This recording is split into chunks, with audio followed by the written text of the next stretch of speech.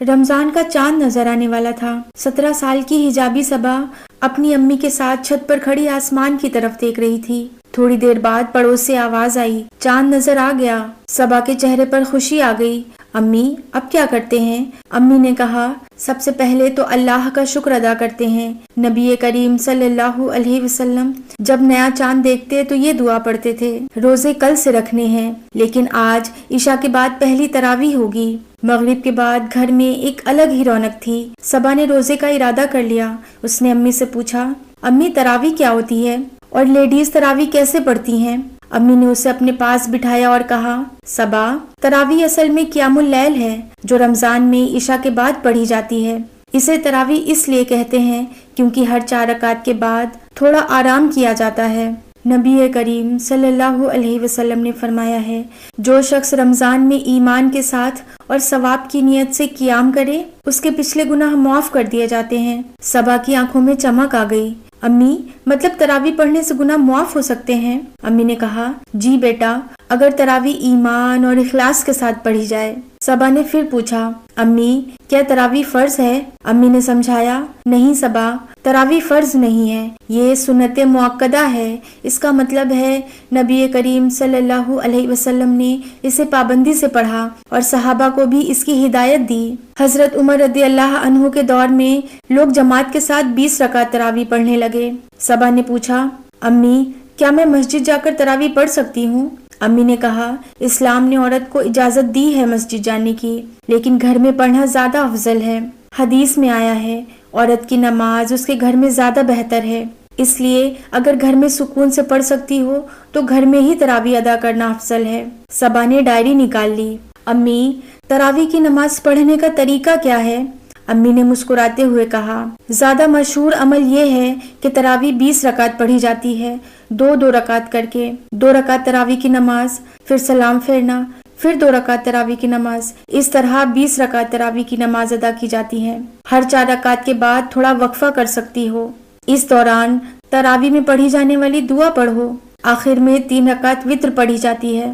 صبا نے پوچھا، امی تراویح کس وقت پڑھنی ہے؟ امی نے کہا، صبا، عشاء کی سنت اور فرض نمازوں کے بعد وتر سے پہلے تراویح کی نماز پڑھی جاتی ہے اور رات میں سحری سے پہلے تک تراویح کا وقت رہتا ہے۔ صبا نے پوچھا، امی اگر میں تھک جاؤں تو کیا بعد میں پڑھ سکتی ہوں؟ امی نے کہا، جی بیٹا، تراویح کا وقت عشاء کے بعد سے فجر سے پہلے تک ہے، لیکن بہتر ہے عشاء کے بعد ہی پڑھ لو۔ تراویح کی نماز کے لیے دل میں نیت کرو۔ میں نیت کرتی ہوں 2 رکعت نماز تراویح سنت مؤکدہ واسطے اللہ تعالیٰ کے، رخ کعبہ شریف کی طرف، اللہ اکبر کہہ کر ہاتھ باندھ لو، پھر ثنا پڑھ کر اعوذ باللہ بسم اللہ کے بعد سورہ فاتحہ پڑھو۔ اس کے بعد جو بھی سورت تمہیں یاد ہو وہ پڑھ سکتی ہو، اگر قرآن کی آخری 10 سورت یاد ہو تو اور بھی بہتر ہے۔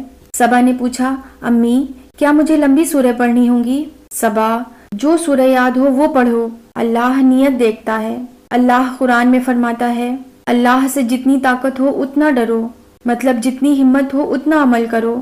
صبا نے پوچھا، امی اگر میں تراویح پڑھ رہی ہوں اور کوئی ارجنٹ کام آ جائے تو کیا میں رک کر تھوڑی دیر بعد باقی نمازیں ادا کر سکتی ہوں؟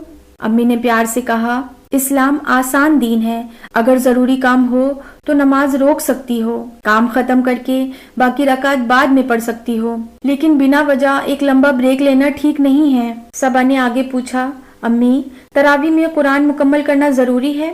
امی نے کہا، نہیں صبا، گھر میں اکیلی پڑھ رہی ہو تو جو سورہ یاد ہو وہ پڑھ لو، اور مسجد میں امام قرآن ختم کرتے ہیں، لیکن انڈیویجول پر فرض نہیں ہے۔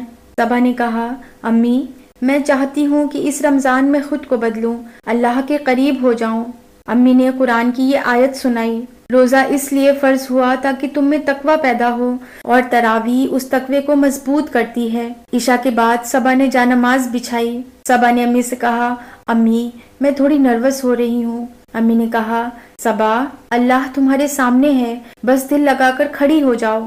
صبا نے پہلی 2 رکعت تراویح پڑھی، سورہ فاتحہ کے بعد سورہ اخلاص پڑھی، رکوع میں گئی، سجدہ کیا اور اس کی آنکھوں سے آنسو نکل آئے۔ نماز کے بعد اس نے کہا، امی مجھے لگ رہا ہے جیسے دل ہلکا ہو گیا ہے۔ امی نے کہا، یہی تراویح کا اثر ہے۔ نبی اکرم صلی اللہ علیہ وسلم آخری 10 راتوں میں زیادہ عبادت کرتے تھے۔ جب آخری 10 دن آتے، نبی صلی اللہ علیہ وسلم اپنی کمر کس لیتے اور رات کو زندہ رکھتے۔ صبا نے کہا، امی اس بار میں بھی لیلۃ القدر ڈھونڈوں گی۔ قرآن میں اللہ فرماتا ہے، ایک رات جو 1000 مہینوں سے بہتر ہے۔ صبا نے پوچھا، امی تراویح پڑھنے کا مقصد کیا ہے؟ امی نے صبا کا ہاتھ پکڑا اور پیار سے کہا، صبا تراویح پڑھنے سے قرآن سے تعلق مضبوط ہوتا ہے، گناہوں کی معافی ملتی ہے۔